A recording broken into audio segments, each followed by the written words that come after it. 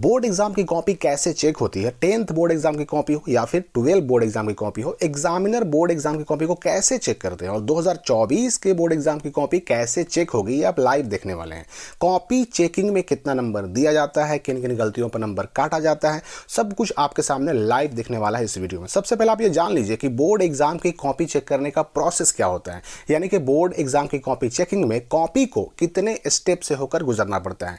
तो दोस्तों, जैसे ही आपका एग्जाम खत्म होता है, शाम होते होते आपकी कॉपी को पहुंचा दिया जाता है स्ट्रांग रूम में। अब ये स्ट्रांग रूम से ये कॉपी बोर्ड मुख्यालय या फिर बोर्ड द्वारा बनाए गए जिला मुख्यालय में भेज दिया जाता है, जहां पर इस कॉपी का पूरा डेटा तैयार किया जाता है।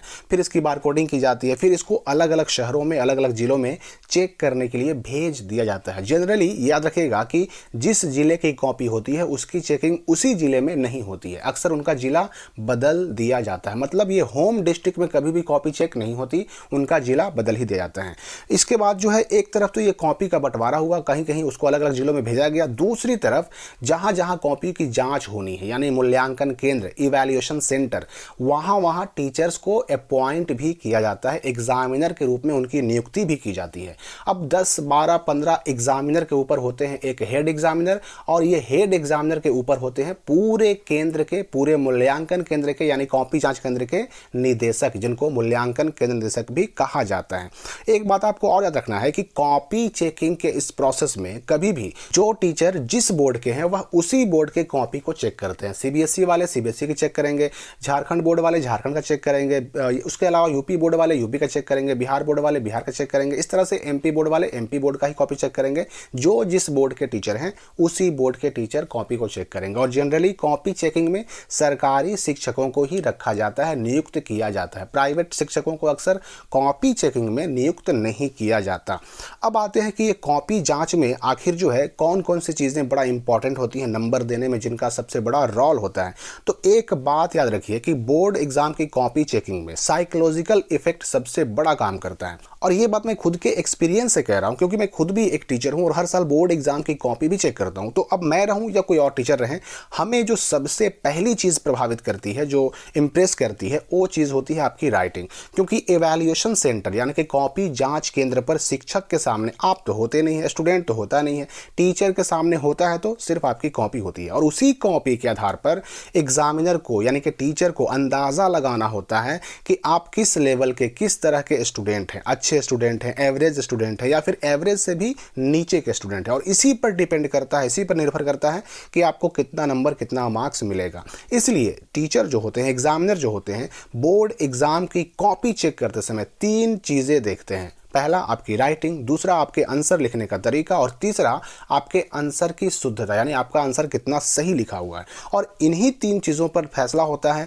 इन्हीं 3 चीज़ों पर यह डिपेंड करता है कि आपको बोर्ड एग्जाम की कॉपी चेकिंग में कितना नंबर मिलेगा। अब अगर आपने अपने राइटिंग से, अपने लेखन शैली यानी कि लिखने के तरीके से और अपने सही आंसर से एग्जामिनर को साइकोलॉजिकली इंप्रेस कर लिया, तो फिर आपको हर सवाल के जवाब में पूरा नंबर मिलता चला जाएगा। क्योंकि कॉपी के शुरुआत में ही अगर टीचर को राइटिंग और आंसर दोनों अच्छे दिख जाते हैं, तो फिर आगे आंसर्स को उतनी बारीकी से नहीं पढ़ा जाता और फुल मार्क्स मिलते चले जाते हैं। अब सवाल ये उठता है कि बोर्ड एग्जाम की कॉपी जांच में नंबर कब कटता है और किन कारणों से कटता है।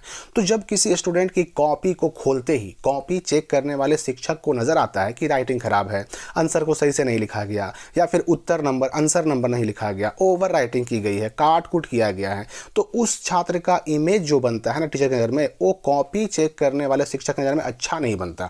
जिसकी वजह से सही आंसर लिखे होने के बावजूद ऐसे छात्र को, ऐसे स्टूडेंट को पूरा नंबर नहीं मिल पाता।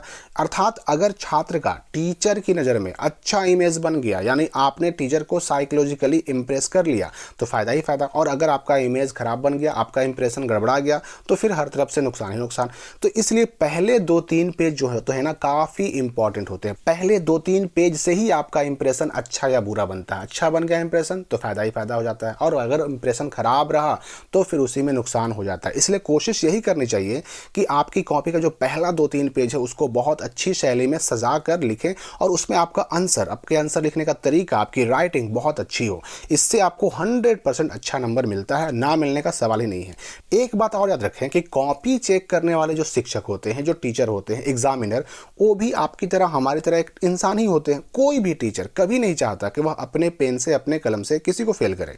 अपने पेन से फेल करना कोई टीचर नहीं चाहता, लेकिन भाई टीचर को, एग्जामिनर को भी अपनी नौकरी बचानी है, तो बिना कुछ लिखे तो आपको नंबर दे नहीं सकते। क्योंकि आपको मैं बता दूं कि हर टीचर की चेक की हुई कॉपियों में से कुछ को हेड एग्जामिनर दोबारा चेक करते हैं।